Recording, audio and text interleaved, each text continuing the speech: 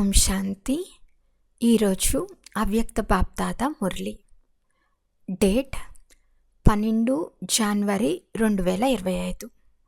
Revise course date 15 November 2003. Murali headline: మనస్సును ఏకాగ్రం చేసి ఏకాగ్రత శక్తి ద్వారా ఫరిస్తా స్థితిని అనుభవం చేయండి. ఈరోజు సర్వ ఖజానాలకు యజమాని తన నలువైపులా ఉన్న సంపన్న పిల్లలను చూస్తున్నారు. పిల్లలు ప్రతి ఒక్కరిని సర్వ ఖజానాలకు యజమానిగా తయారు చేశాము. ఎలాంటి ఖజానాలు లభించాయి అంటే వాటిని మరెవ్వరూ ఇవ్వలేరు. కనుక ప్రతి ఒక్కరూ స్వయాన్ని ఖజానాలతో సంపన్నంగా అనుభవం చేసుకుంటున్నారా? అన్నిటికంటే శ్రేష్టమైన ఖజానాలు జ్ఞాన ఖజానా, శక్తుల ఖజానా, గుణాల ఖజానా, వీటితో పాటు తండ్రి మరియు సర్వ బ్రాహ్మణ పరివారం ద్వారా ఆశీర్వాదాల ఖజానా. ఈ అన్ని ఖజానాలు లభించాయా అని చెక్ చేసుకోండి. సర్వ ఖజానాలతో సంపన్నంగా ఉండే ఆత్మల గుర్తు సదా నయనాల ద్వారా, ముఖము ద్వారా, నడవడిక ద్వారా సంతోషం అనేది ఇతరులకు కూడా అనుభవం అవుతుంది. ఏ ఆత్మ వారి సంపర్కంలోకి వచ్చినా కూడా ఈ ఆత్మ అలౌకిక సంతోషంలో అలౌకికంగా అతీతంగా కనిపిస్తుందని అనుభవం చేస్తారు. మీ సంతోషాన్ని చూసి ఇతర ఆత్మలు కూడా కొంత సమయానికి సంతోషాన్ని అనుభవం చేస్తారు. ఉదాహరణకు, బ్రాహ్మణాత్మలైన మీ తెల్లని డ్రెస్ అందరికీ ఎంత భిన్నంగా మరియు ప్రియంగా అనిపిస్తుంది కదా. స్వచ్ఛత, నిరాడంబరత మరియు పవిత్రత అనుభవం అవుతుంది. దూరం నుండే వీరు బ్రహ్మ కుమారీలు అని తెలుసుకునేస్తారు. అలాగే బ్రాహ్మణాత్మలైన మీ నడవడిక మరియు ముఖం ద్వారా సదా సంతోషపు మెరుపు, భాగ్యం యొక్క నశ కనిపించాలి. ఈరోజు సర్వాత్మలు మహాన్ దుఃఖితులుగా ఉన్నారు. అలాంటి ఆత్మలు మీ హర్షిత ముఖాన్ని చూసి, నడవడికను చూసి ఒక్క గడియ కోసమైనా సంతోషాన్ని అనుభవం చేయాలి. ఎలాగైతే దేహంతో ఉన్న ఆత్మకు ఒక బిందు నీరు లభించినా ఎంతగానో సంతోషిస్తుందో, అలా ఈ సమయంలో ఆత్మలకు సంతోషమనే దోసిలి చాలా అవసరం. ఇలాంటి సర్వ ఖజానాలతో సదా సంపన్నంగా ఉన్నారు.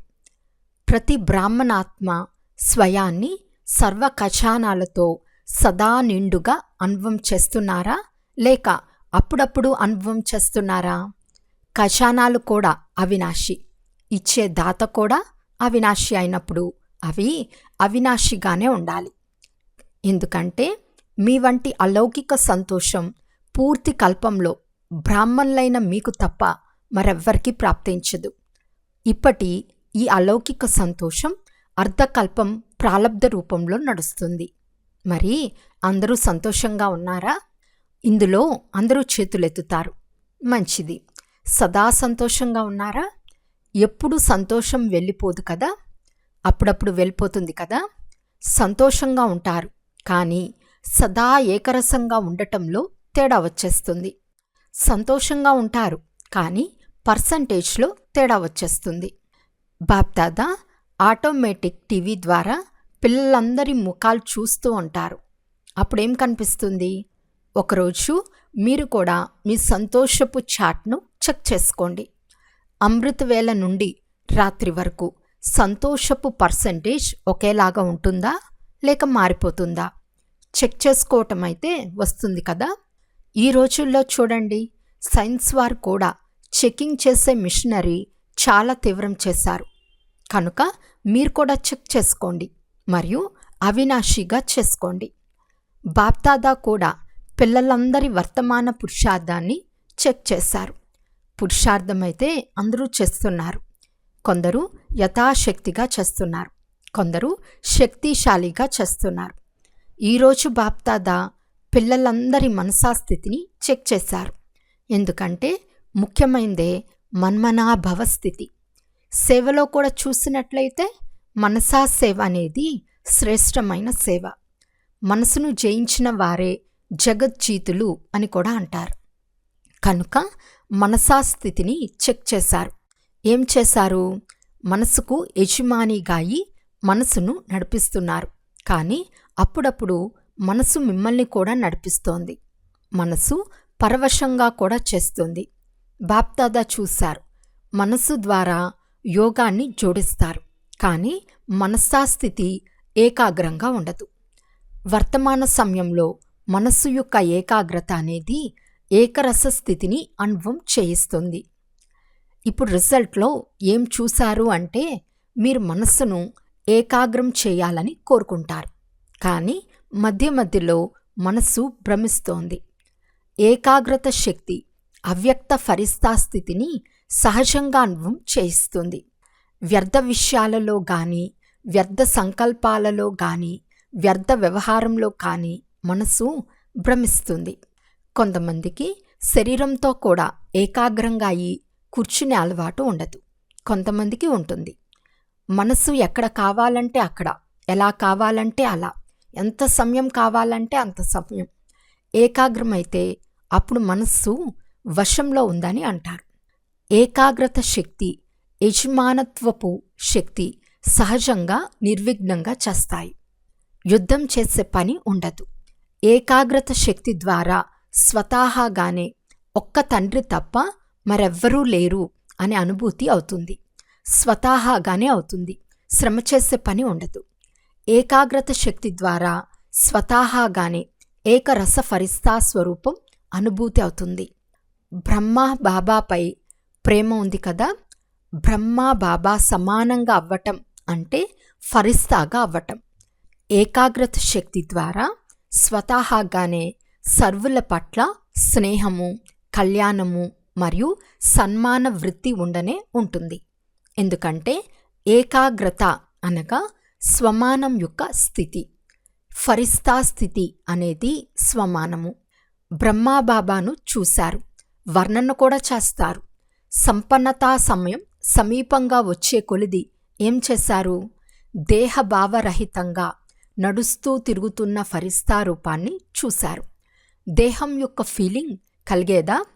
ఎదురుగా వెళ్తూ ఉంటే దేహం కనిపించేదా, లేక ఫరిస్తా రూపం అనుభవం అయ్యేదా?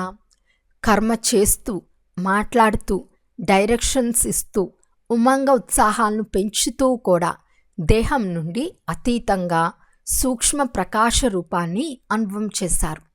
బ్రహ్మాబాబా మాట్లాడుతూ ఉన్నప్పటికీ ఎలా అనిపించింది అంటే, బాబా మాట్లాడుతూ కూడా ఉన్నారు, కానీ ఇక్కడ లేరు. చూస్తున్నారు, కానీ దృష్టి అలౌకికంగా ఉంది. స్థూలమైన దృష్టిగా లేదని మీరు చెప్తారు కదా. దేహభావం నుండి ఎలా అతీతం అవ్వాలి అంటే, ఇతరులకు కూడా దేహభావం రాకూడదు. ఇలాంటి భిన్నమైన రూపం కనిపించాలి. దీనినే దేహంలో ఉంటూ ఫరిస్తా స్వరూపం అని అంటారు. ప్రతి విషయంలో, వృత్తిలో, దృష్టిలో, కర్మలో అతీత స్థితి అనుభవం అవ్వాలి. వీరు మాట్లాడుతున్నారు, కానీ చాలా భిన్నంగా, చాలా ప్రియంగా అనిపిస్తుందని అనుభవం అవ్వాలి. ఆత్మీక ప్రేమ అనుభవం అవ్వాలి. ఇలాంటి ఫరిస్తా స్థితిని స్వయం కూడా అనుభవం చేయాలి మరియు ఇతరులకు కూడా చేయించాలి. ఎందుకంటే ఫరిస్తాగా అవ్వకుండా దేవతగా అవ్వలేరు. ఫరిస్తా సో దేవత. నంబర్ 1 అయిన బ్రహ్మాబాబా ప్రత్యక్షంగా సాకార రూపంలో కూడా ఫరిస్తా జీవితాన్ని అనుభవం చేయించారు మరియు ఫరిస్తా స్వరూపంగా అయిపోయారు. ఆ ఫరిస్తా రూపం జతలోనే మీరందరూ కూడా ఫరిస్తాలుగా అయి పరంధామానికి వెళ్ళాలి. దీనికోసం మనసా ఏకాగ్రతపై అటెన్షన్ ఇవ్వండి. ఆజ్ఞానుసారం మనసును నడిపించండి. చెయ్యాలంటే మనసు ద్వారా కర్మ చేయాలి. చేయరాదని అనుకున్న మనసు చేయమని చెప్పిందంటే ఇది యజమానత్వపు స్థితి కాదు. మేము చెయ్యాలనుకోము, కానీ జరిగిపోయింది అని ఇప్పుడు చాలామంది పిల్లలు అంటారు. ఆలోచించలేదు, కానీ జరిగిపోయింది. చేయకూడదు, కానీ జరిగిపోతుంది. దీనినే మనసు యొక్క వశీభూత స్థితి అని అంటారు. ఇలాంటి స్థితి మంచిగా అయితే అనిపించదు కదా. బ్రహ్మాబాబాను అనుసరించండి. బ్రహ్మాబాబాను చూశారు కదా, ఎదురుగా నిలబడి ఉన్నా ఏమని అనుభవం అయ్యేది? ఫరిస్తా నిలబడి ఉన్నాడు, ఫరిస్తా దృష్టి ఇస్తున్నాడు అని అనిపించేది. కనుక మనస్సు యొక్క ఏకాగ్రత శక్తి సహజంగానే ఫరిస్తాగా తయారు చేస్తుంది. బ్రహ్మాబాబా కూడా పిల్లలకు సమానంగా అవ్వండి అనే చెప్తున్నారు. నిరాకారిగా అవ్వండి అని శివబాబా అంటారు. ఫరిస్తాగా అవ్వండి అని బ్రహ్మాబాబా అంటారు. కనుక ఏం అర్థం చేసుకున్నారు? రిజల్ట్లో ఏం చూశారు? మనస్సు యొక్క ఏకాగ్రత తక్కువగా ఉంది. మధ్య మధ్యలో మనసు చాలా తిరుగుతుంది, భ్రమిస్తుంది. ఎక్కడికి వెళ్ళకూడదో అక్కడికి వెళ్తూ ఉంటే దాన్ని ఏమంటారు? భ్రమించటమని అంటారు కదా. కనుక ఏకాగ్రత శక్తిని పెంచుకోండి. యజమానత్వపు స్థితి అనే సీటుపై సెట్ అయి ఉండండి. సెట్ అయినప్పుడు అప్సెట్ అవ్వరు, సెట్ అవ్వకపోతే అప్సెట్ అవుతారు. కనుక భిన్న భిన్న శ్రేష్ఠ స్థితులు అనే సీటుపై సెట్ అయి ఉండండి. దీనినే ఏకాగ్రత శక్తి అని అంటారు. సరేనా? బ్రహ్మా బాబాపై ప్రేమ ఉంది కదా. ఎంత ప్రేమ ఉంది? ఎంత ఉంది? చాలా ప్రేమ ఉంది కదా. మరి ఆ ప్రేమకు బదులుగా తండ్రికి ఏమిచ్చారు? తండ్రికి కూడా ప్రేమ ఉంది, అందుకే మీకు కూడా ప్రేమ ఉంది కదా. మరి రిటర్న్ ఏమిచ్చారు? సమానంగా అవ్వటమే రిటర్న్ ఇవ్వటం. డబల్ విదేశీయులు కూడా వచ్చారు, మంచిది. డబల్ విదేశీయులతో కూడా మధువనం యొక్క అలంకరణ జరుగుతుంది. ఇంటర్నేషనల్ అయిపోతుంది కదా. చూడండి, మధువనంలో వర్గీకరణ సేవ జరుగుతుంది. దీని ద్వారా నలువైపులా ధ్వని వ్యాపిస్తుంది. ఎప్పటి నుండైతే ఈ వర్గీకరణ సేవ ప్రారంభం చేశారో అప్పటి నుండి ఐపీ క్వాలిటీలో ధ్వని ఎక్కువగా వ్యాపించింది. విఐపీల విషయాన్ని వదిలేయండి, వారికి తిరిగి ఎక్కడుంది? పెద్ద పెద్ద ప్రోగ్రాంలు చేశారు, వాటి ద్వారా కూడా ధ్వని వ్యాపిస్తుంది. ఇప్పుడు ఢిల్లీ మరియు కలకత్తా వారు చేస్తున్నారు కదా, మంచి ప్లాన్ తయారు చేస్తున్నారు, శ్రమ కూడా బాగా చేస్తున్నారు. బాబ్దాదా వద్దకు సమాచారం చేరుతూ ఉంటుంది. ఢిల్లీ వారి ధ్వని విదేశం వరకు చేరుకోవాలి. మీడియా వారు ఏం చేస్తారు? కేవలం భారతదేశం వరకే కాదు, ఢిల్లీలో ఈ ప్రోగ్రాం జరిగింది, కలకత్తాలో ఈ ప్రోగ్రాం జరిగింది అని విదేశం నుండి ధ్వని రావాలి. అక్కడి నుండి ధ్వని భారతదేశానికి రావాలి. ఇండియాలోని కుంభకర్ణులు విదేశం నుండి మేల్కోవాలి కదా. కనుక విదేశం నుండి వచ్చే సమాచారాలకు మహత్వం ఉంటుంది. ప్రోగ్రామ్స్ భారతదేశంలో జరగాలి మరియు దాని సమాచారం విదేశం యొక్క వార్తాపత్రికల ద్వారా చేరుకోవాలి. అప్పుడు ధ్వని వ్యాపిస్తుంది. భారతదేశం యొక్క ధ్వని విదేశానికి చేరుకోవాలి, విదేశం యొక్క ధ్వని భారతదేశానికి చేరుకోవాలి. అప్పుడు దాని ప్రభావం పడుతుంది. ఏవైతే ప్రోగ్రామ్స్ తయారు చేస్తున్నారో మంచిగా తయారు చేస్తున్నారు. బాప్దాదా ఢిల్లీ వారికి కూడా ప్రేమతో శ్రమ చేస్తున్నందుకు శుభాకాంక్షలు ఇస్తున్నారు. కలకత్తా వారికి కూడా అడ్వాన్స్గా శుభాకాంక్షలు ఇస్తున్నారు. ఎందుకంటే సహయోగము, స్నేహము, ధైర్యము ఈ 3 విషయాలు కలిసినప్పుడు ధ్వని బిగ్గరగా వ్యాపిస్తుంది. ధ్వని వ్యాపిస్తుంది. ఎందుకు వ్యాపించదు? ఇప్పుడు మీడియా వారు ఈ అద్భుతం చేయండి. అందరూ టీవీలో చూశారు, ఇది టీవీలో వచ్చింది అని కేవలం ఇంతవరకే కాదు, అదైతే భారతదేశంలో వస్తూ ఉంది. ఇప్పుడు ఇంకా విదేశాల వరకు చేరుకోవాలి.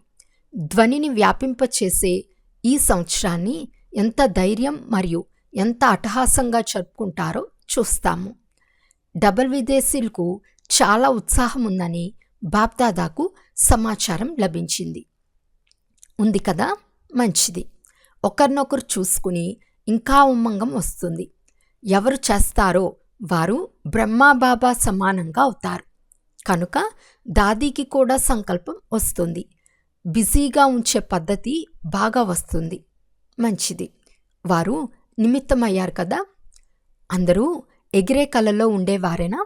ఎగిరే కళ అనేది ఫాస్ట్ కళ, నడిచే కళ లేక ఎక్కే కళ వేగవంతమైనవి కాదు. ఎగిరే కళ వేగవంతమైంది మరియు ఫస్ట్ నెంబర్లోకి తీసుకొచ్చేది కూడా అయింది. మాతలు ఏం చేస్తారు? మాతలు తమ తోటి వారిని మేల్కొల్పండి. మాతల్లో ఎవరూ ఫిర్యాదు చేసేవారు ఉండిపోకూడదు. మాతల సంఖ్య సదా ఎక్కువగా ఉంటుంది. ఈ గ్రూప్లో అందరూ మంచి సంఖ్యలో వచ్చారని బాప్దాదాకు సంతోషంగా ఉంది. కుమారుల సంఖ్య కూడా బాగుంది. కుమారులు మీ తోటి వారిని మేల్కొల్పండి. కుమారులు ఏం అద్భుతం చూపించాలి అంటే స్వప్న మాత్రంలో కూడా పవిత్రతలో పరిపక్వంగా ఉండాలి. బాప్దాదా విశ్వంలో ఛాలెంజ్ చేసి చెప్పాలి. బ్రహ్మకుమార్, యూత్ కుమార్ డబల్ కుమారులు కదా. మీరు బ్రహ్మకుమారులు కూడా మరియు శరీరపరంగా కూడా కుమారులు. పవిత్రత యొక్క పరిభాషను ప్రాక్టికల్లో చూపించాలి. పవిత్రతలో మిమ్మల్ని చెక్ చేసేందుకు ఆర్డర్ చేసేదా? ఇందులో చేతులెత్తటం లేదు. చెక్ చేసే మిషన్ ఉంటుంది. స్వప్నంలో వచ్చేందుకు కూడా అపవిత్రతకు ధైర్యం ఉండకూడదు. కుమారీలు కూడా అలా తయారవ్వాలి. కుమారి అనగా పూజ్య పవిత్ర కుమారి. మేమంతా ఎంత పవిత్రంగా ఉండాము అంటే స్వప్నంలో కూడా సంకల్పం రాచాలదు అని కుమారులు మరియు కుమారీలు బాప్దాదాకు ప్రమాణం చేయండి. అప్పుడు కుమారులు మరియు కుమారీల పవిత్రత యొక్క సెరమనీ జరుపుతాము. ఇప్పుడింకా కొద్దిగా ఉంది అనే విషయం బాప్దాదాకు తెలుసు. అపవిత్రత అనేది అవిద్యగా అయిపోవాలి. ఎందుకంటే కొత్త జన్మ తీసుకున్నారు కదా. అపవిత్రత అనేది మీ గత జన్మ యొక్క విషయం. మీది మరజీవ జన్మ. మీ జన్మయే బ్రహ్మ నోటి ద్వారా పవిత్ర జన్మ. కనుక పవిత్ర జన్మ యొక్క మర్యాద చాలా అవసరం. కుమారులు కుమారీలు ఈ జెండాను ఎగరవేయాలి. మేము పవిత్రంగా ఉన్నాము, పవిత్ర సంస్కారాన్ని విశ్వంలో వ్యాపింపచేస్తాము అనే నినాదం చేయాలి. కుమారీలు విన్నారా? ఎంతమంది కుమారీలు ఉన్నారో చూడండి.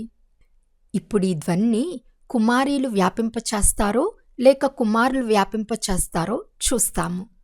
బ్రహ్మాబాబాను అనుసరించండి. బ్రాహ్మణ జీవితం అంటే అపవిత్రత యొక్క నామరూపాలు కూడా ఉండకూడదు. మాతల్లో మోహం ఉంటే అది కూడా అపవిత్రత. మాతలు కూడా బ్రాహ్మణులే కదా. కనుక మాతల్లో, కుమారీలలో, కుమారుల్లో, అదర్ కుమారీలలో ఎవ్వరిలోనూ అపవిత్రత ఉండరాదు. బ్రాహ్మణులు అంటేనే పవిత్ర ఆత్మలు. ఏదైనా అపవిత్ర కార్యం జరిగినా కూడా చాలా పెద్ద పాపం.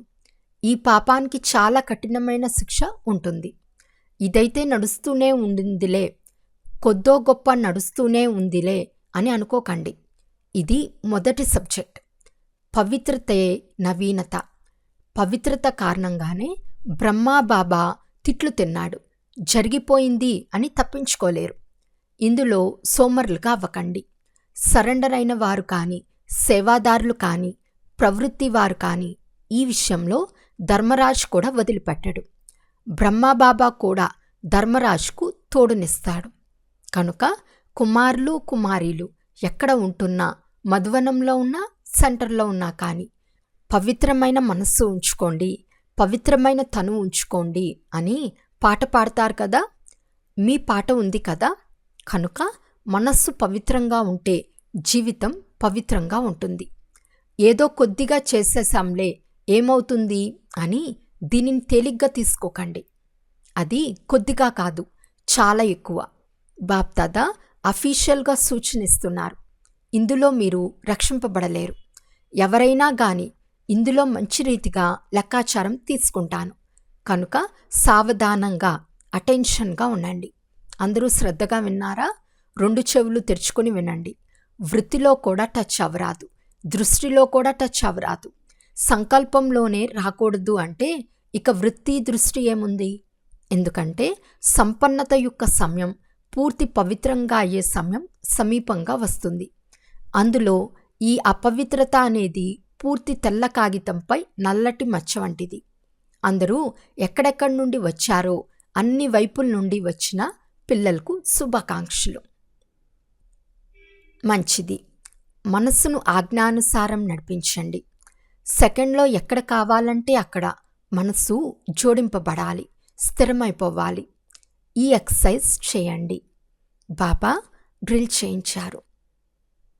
అచ్చా, చాలా స్థానాలలో పిల్లలు వింటున్నారు, స్మృతి కూడా చేస్తున్నారు, వింటూ కూడా ఉన్నారు, విని సంతోషిస్తూ కూడా ఉన్నారు.